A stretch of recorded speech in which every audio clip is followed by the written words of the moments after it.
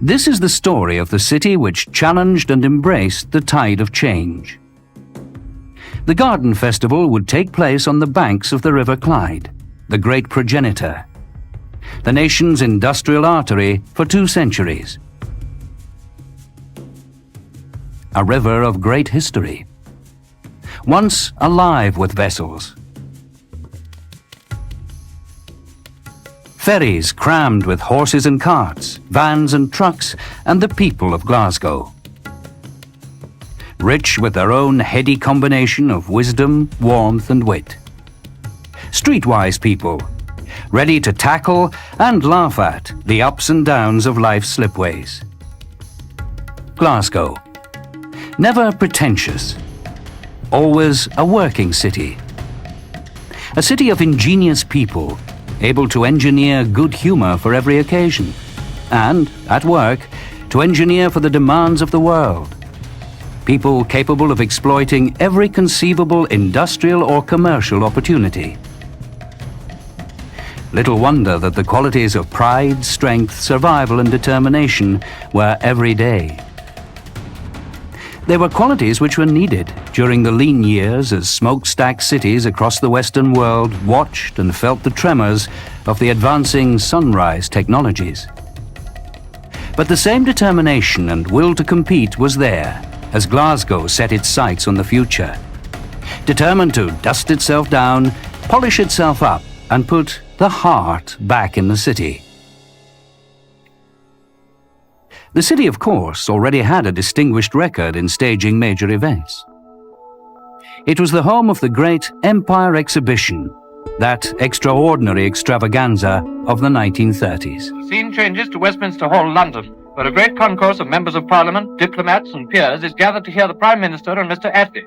The subject is the Scottish Exhibition, of which Mr. Attlee, to invert the order of the speeches, says, "It was, I think, a particularly happy decision to hold the Empire Exhibition in Scotland.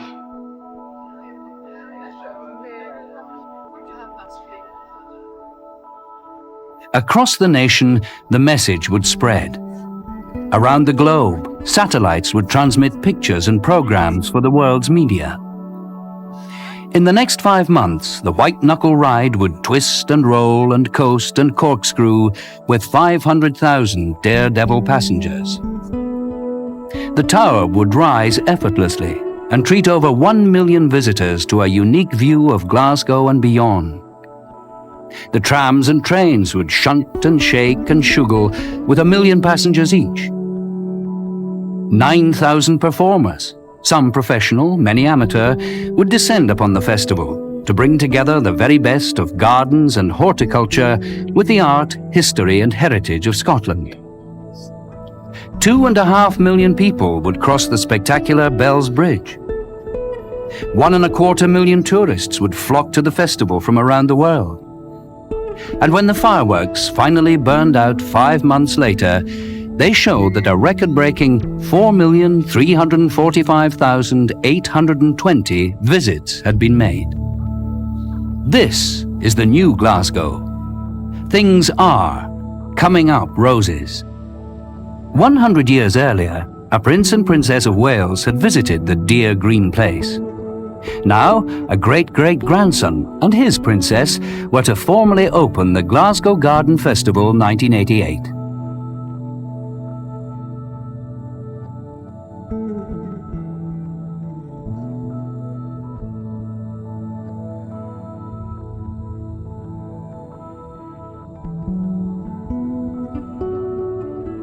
The Clydeside was alive, a spectacle of riverboats, colour, music, smiling faces and nostalgia as the Prince and Princess of Wales journeyed by tram along the festival esplanade.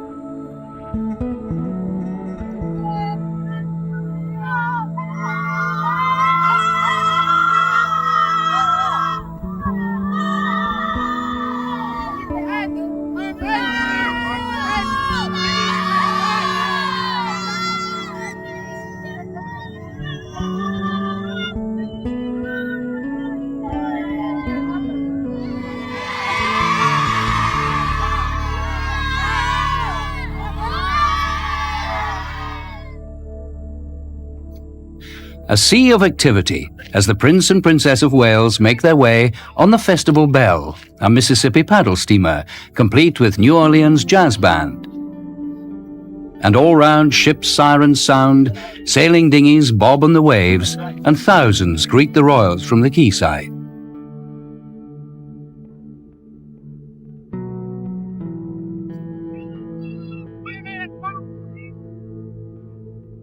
On land again, and in the distance, the Clydesdale Bank Anniversary Tower, standing sentinel over the festival. 240 feet of spinning top, rising needle-like towards the sky.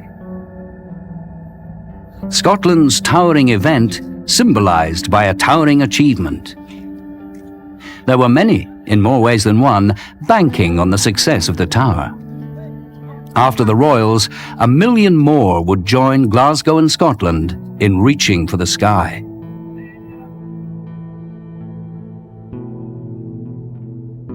And as the voices of the Glasgow Youth Choir joined with those from the kilted scouts of the Glasgow Gang Show, thousands raised their eyes to the sky. Fireworks boomed. Streamers scattered against the skyline, and 30,000 balloons drifted into the air. Scotland's Festival of Festivals was underway.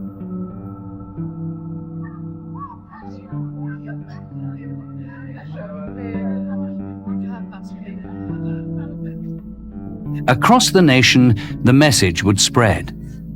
Around the globe, satellites would transmit pictures and programs for the world's media. In the next 5 months, the white-knuckle ride would twist and roll and coast and corkscrew with 500,000 daredevil passengers. The tower would rise effortlessly and treat over 1 million visitors to a unique view of Glasgow and beyond. The trams and trains would shunt and shake and shuggle with 1 million passengers each. 9,000 performers, some professional, many amateur, would descend upon the festival to bring together the very best of gardens and horticulture with the art, history and heritage of Scotland. A festival of contrasts indeed. The mysterious Crystal Pavilion, a fantasy building where crystals, the foundation of today's technology, would grow before your very eyes.